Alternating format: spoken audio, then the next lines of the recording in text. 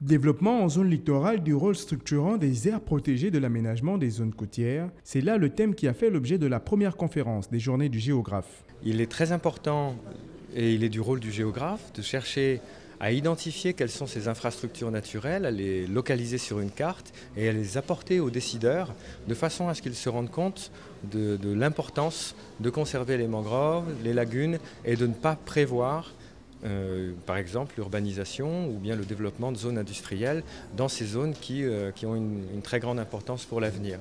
Il faut absolument protéger les zones côtières, c'est là un des messages que lance le conférencier à l'endroit des pouvoirs publics afin de veiller sur la survie de nos côtes. Être capable aujourd'hui d'orienter le développement économique dans des zones qui ne sont pas menacées d'érosion côtière, qui ne sont pas menacées de submersion marine, c'est être capable de réduire les coûts de l'adaptation dans le futur. Maintenir ces infrastructures naturelles pour avoir une adaptation douce et qui compte sur les forces que nous donne la nature, c'est également réduire les coûts de l'adaptation dans le futur.